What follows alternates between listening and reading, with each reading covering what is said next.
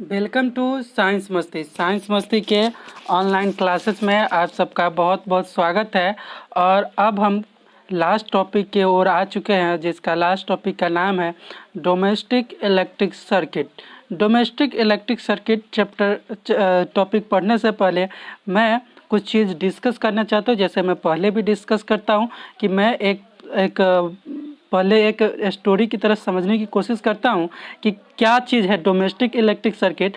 आप सबसे पहले रोड पर कहीं भी जाते हैं तो देखते हैं कि बिजली के पोल के खंभों के बीच दो वायर लगा रहता है, जिसको हम लोग जनरली नाम देते हैं पॉजिटिव वायर, जिन्हें हम लोग जनरली नाम देते हैं ठंडा wire, cold wire and hot wire, गर्म वायर, ठंडा वायर, ऐसा नाम देते हैं। पर जनरली देखते हो या कि बंसी जो फंसाता है या कोई चीज़ करता है तो वो एक वायर में ही फंसाता है, और एक वायर में फंसाकर उससे वो इलेक्ट्रिक करंट लेने के लिए एक वायर अलग से लगाता है। तो जनरली जो सही तरीके से डोमेस्टिक इलेक्ट्रिक सर्किट बनाया जाता है उसमें 3 तरह के वायर का यूज होता है।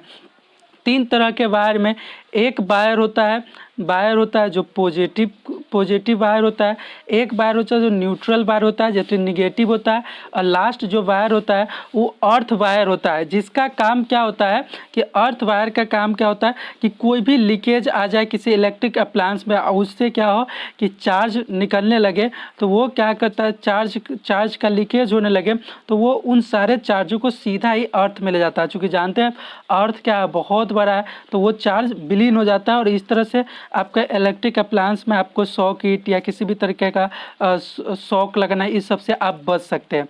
तो अर्थ वायर का अपना बहुत बड़ा काम होता है। आप जानते हैं कि जहाँ जो आपका ट्रांसफार्मर होता है वहाँ पे भी अर्थ वायर लगाया जाता है, तो अर्थ वायर लगाना ज़रूरी ही होता है।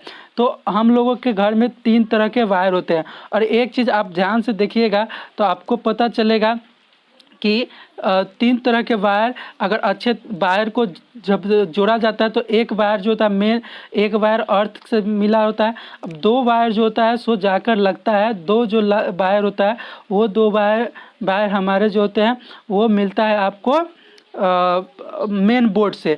और मेन बोर्ड में क्या होता है, बहुत सारे इलेक्ट्रिक अप्लायंस रहते हैं जो कि जुड़ा हुआ रहता है किससे, स्विच कैसे, और सब कैसे पैरेलल कम्बिनेशन में ज्वाइन होते हैं। और चूंकि आप जानते हैं पैरेलल कम्बिनेशन में क्यों ज्वाइन होते हैं, क्योंकि पैरेलल कम्बिनेशन में ज्वाइन होने से क्या होता है, सबको अलग अलग तरीके का इलेक्ट्रिक पोटेंशियल डिफरेंस मिलता है। और आप जानते हैं कि हर अप्लायंस को चलने के लिए एक उचित मात्रा में एक अलग अलग डिफरेंसेज में उनको करंट की ज़रूरत पड़ती है। जैसे गीजर है, रेफ्रिजरेटर या ईटीसी है, तो उसके क्या चाहिए, ज़्यादा इलेक्ट्रिक करंट की ज़रूरत चाहिए। वहीं पर फैन है उसको कम चाहिए।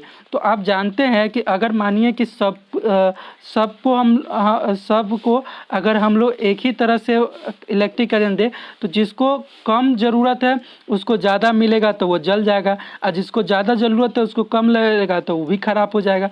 तो इस कंडीशन से बचने के लिए हम लोग क्या करते हैं, पैरेलल में जोड़ते हैं। दूसरा चीज़ है कि पैरेलल में क्या होता है कि एक को चलाना है तो एक को बंद कर दिए तो उसको इलेक्ट्रिक करंट मिलना बंद हो गया तो वो बंद हो जाता है, तो इससे दूसरा पर कोई भी अफेक्ट नहीं पड़ता है। तो इसलिए क्या है कि यह जो है वो ज़रूरी जो डोमेस्टिक इलेक्ट्रिक सर्किट में अप्लायंस होते हैं वो किस में लगे रहते हैं, वो आपको लगे रहते हैं पैरेलल कम्बिनेशन में। चलिए अब हम लोग इसको टॉपिक्स को समझते हैं। In our homes we receive supply of electric power through a main supply. हम लोग जो अपने घर में होता है इलेक्ट्रिक पावर का जो सप्लाई होता है वो मेन सप्लाई से पाते हैं। मेन सप्लाई का मतलब जो आपके पोल से होकर बिजली आ रहा था उसका। One of the wire in this supply usually with red isolation cover is called live wire और पॉजिटिव। इस वायर में से एक जो वायर होता है वो लाइव वायर कहा जाता है या उसको पॉजिटिव वायर भी कहा जाता है। Another wire with black isolation, black insulation मतलब ब्लैक कलर का उसके ऊपर से क्या रहता है, परत चढ़ा रहता है, इज कॉल्ड न्यूट्रल वायर और निगेटिव, उसको न्यूट्रल वायर या निगेटिव कहते हैं। The potential difference between the live and neutral wire is 220 volt. Potential difference जो रहता है लाइव और न्यूट्रल वायर के बीच का वो 220 वोल्ट का रहता है। 220 वोल्ट का मतलब समझ रहे हैं कि आप अब देख लीजिए, यहीं पे दिमाग चलाने की बात है कि जैसे पोटेंशियल डिफरेंस क्या था कि दो गो पॉइंट के बीच में, तो पॉजिटिव टर्मिनल और नेगेटिव टर्मिनल के बीच के जो आपका बीच का जो पोटेंशियल डिफरेंस होता है वो 220 वोल्ट का होता है। और आप जानते हैं एक सिंपल सा बैटरी में पोटेंशियल डिफरेंस कितना होता है, 4 वोल्ट का होता है पॉजिटिव टर्मिनल से नेगेटिव टर्मिनल के बीच के अंदर। तो बुझ जाइए कि कितना ज़्यादा इसके पास इलेक्ट्रिक करंट रहता होगा। At the metal board in and the meter board और meter board in the house में जो मीटर बोर्ड होता है, these wire passes into an electricity meter through a main fuse. अब ये जो आपका घर का मीटर बोर्ड होता है उसमें ये जो वायर्स होते हैं एक फ्यूज के द्वारा मेन फ्यूज के द्वारा जुड़ा होता है।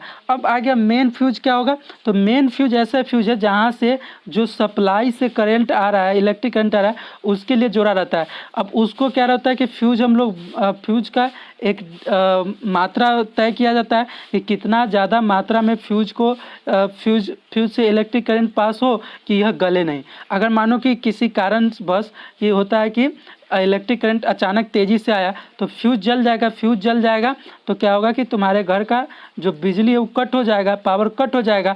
इससे क्या होगा कि तुम्हारे इलेक्ट्रिक अप्लायंस पर कोई प्रभाव नहीं पड़ेगा। अगर नहीं ऐसा कंडीशन होगा तो ऐसे कंडीशन नहीं होगा तो क्या होता कि इलेक्ट्रिक अप्लायंस पर जाकर करंट क्या करता है, करंट से बहुत ज़्यादा करंट जाती और इलेक्ट्रिक अप्लायंस आपका क्या होता, ख़राब हो जाता। These wires supply electricity to separate circuit within the house के अंदर ये जो वायर्स होते हैं ये क्या करते हैं, अलग अलग तरीके से अलग अलग इलेक्ट्रिसिटी सबको देते हैं। अब जैसे देखो सबको ज़रूरत अलग अलग इलेक्ट्रिसिटी की, अलग इलेक्ट्रिक करंट के। जैसे कोई बड़ा इंस्ट्रूमेंट है या बड़ा अप्लायंस है तो उसको क्या है, ज़्यादा करंट की ज़रूरत है। कोई छोटा है जैसे इलेक्ट्रिक फैन, टीवी है, उसको कम की ज़रूरत है।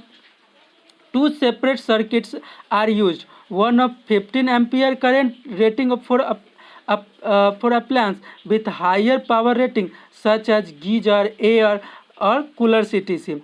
एक होता है जिसको 15 एम्पियर के करंट चाहिए।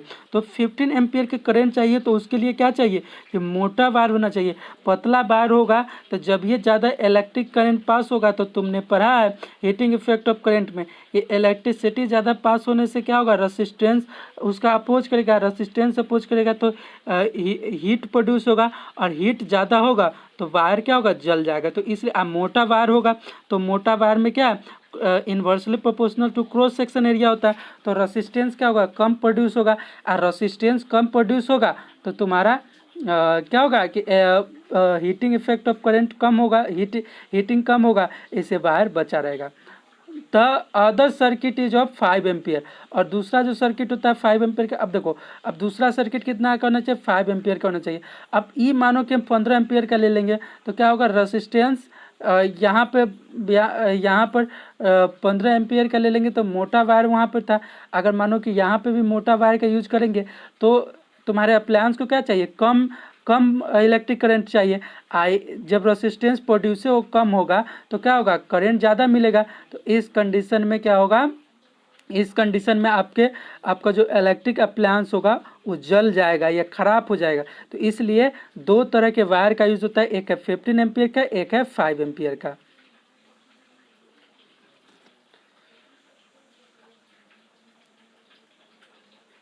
The third wire in the domestic circuit is called earth wire. It is green in color.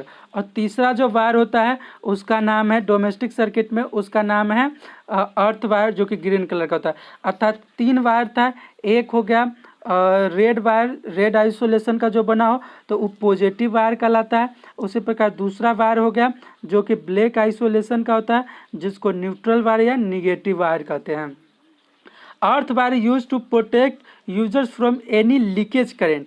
Earth wire क्या करता है, हम लोग को प्रोटेक्ट करता है किसी भी लीकेज, अगर करंट का कहीं पे लीकेज हो रहा है तो उससे बचाने का काम कौन करेगा, अर्थ वायर करेगा। The metallic body of an appliance is connected to the earth wire which provide a low resistance conducting path for the current.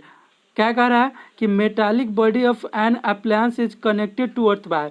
जो आपका मेटालिक बॉडी होता है, अगर मानो कि किसी के भी अप्लायंस का मेटालिक बॉडी है, जैसे कि फॉर एग्जांपल आप देखना टीवी का जो रिसीवर होता है उसका क्या होता है, ऊपर से ब्लैक आइसोलेशन भले होता है लेकिन वो क्या होता है, मेटालिक बॉडी से बना होता है। तो कभी भी लीकेज ऑफ इलेक्ट्रिक करंट जब भी होगा तो वो सारा सोख लिया जाएगा, सारा ले लिया जाएगा अर्थ वायर के द्वारा। अर्थ वायर उसको सीधे ही सप्लाई कर देगा अर्थ में, और अर्थ में जाते ही चार्ज का कोई औकात रह जाएगा, हो नहीं रहता है।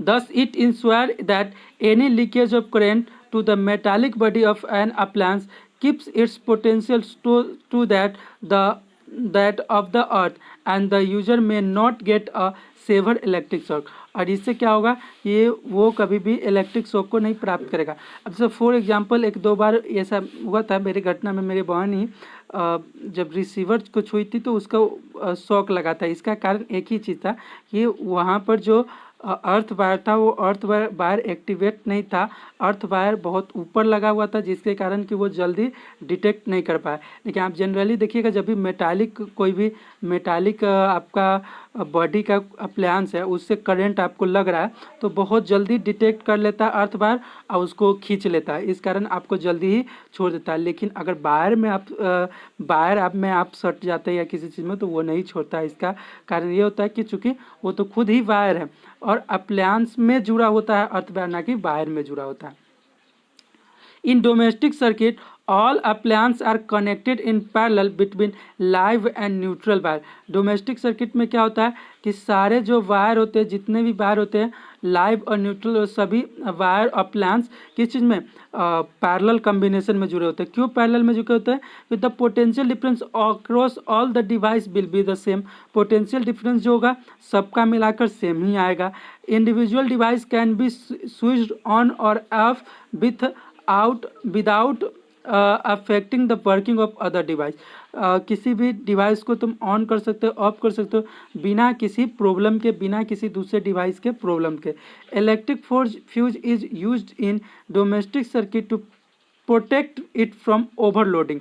ओवरलोडिंग क्या चीज़ होता है सो बता देते हैं आपको हम लोग। ओवरलोडिंग नीचे लिखा हुआ है।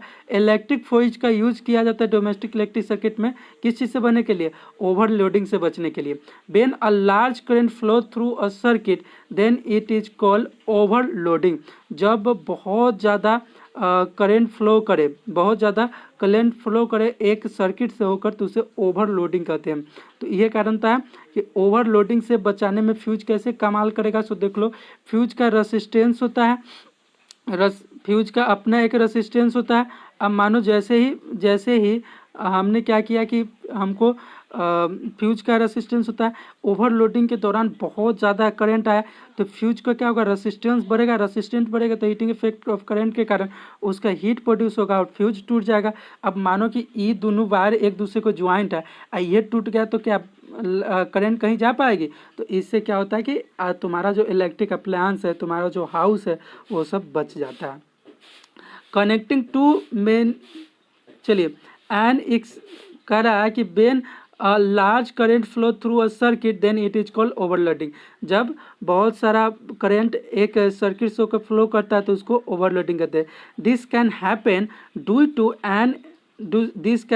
ड्यू टू ये किसके कारण होगा? एक नंबर में देखो, एक नंबर में है बेन द लाइव वायर, पहला कि an accidental increase in supply voltage. Supply voltage में क्या हो, एक्सीडेंटली इंक्रीज हो किस चीज़ का, तुमको वोल्टेज का।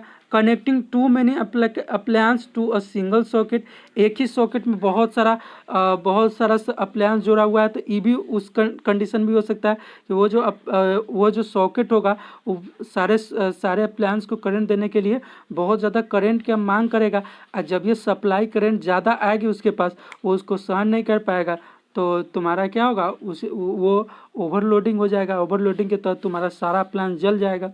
When the live wire and neutral wire come into direct contact then it is called short circuit. और जब लाइव वायर और न्यूट्रल वायर दोनों एक दूसरे के कांटेक्ट में आ जाए तो इसको शॉर्ट सर्किट कहा जाता है। During short circuit resistance of the circuit decreases and current increases. इसके दौरान क्या होता है कि रेजिस्टेंस बहुत डिक्रीज कर जाता है और करंट बहुत ज़्यादा इंक्रीज कर जाता है, तो इसको शॉर्ट सर्किट कहते हैं। इसी के लिए कारण क्या होता है कि जब ज़्यादा करंट इंक्रीज कर जाता है तो स्पार्कल होने लगता है, और वह स्पार्कल क्या होता है कि घर में आग लगा देता है, घर को जला देता है। When a large current flow through domestic circuit, these wire melts due to Joule's heating effect and breaks the circuit. Thus, this prevents domestic circuit from overloading. चलिए, तो ये तो पहले ही मैंने बता दिया कि वो हीटिंग इफेक्ट ऑफ करंट के कारण क्या होगा कि जल उठेगा। तो होप आपको सारे वीडियोज अच्छे लगे हो, पीडीएफ्स अच्छे लगे हो। टेस्ट रेगुलर चल रहा है, टेस्ट को ज्वाइन करते रहिए और आपको ये चैप्टर भी अच्छा लगा हो, ऐसी होप है। मुझे उम्मीद है ये चैप्टर भी एंड हो गया। आप इस वीडियो में ज़रूर बताएं कि आपको सारा वीडियोज पीडीएफ सब कैसा लगा और ये चैप्टर कैसा लगा, इसके बारे में ज़रूर बताएं। चलिए, तो आपने बहुत अच्छा चीज़ पढ़ा अभी, तो इस वीडियो को खूब बढ़िया से देखिए और अच्छे से समझिए और खूब पढ़ते रहिए।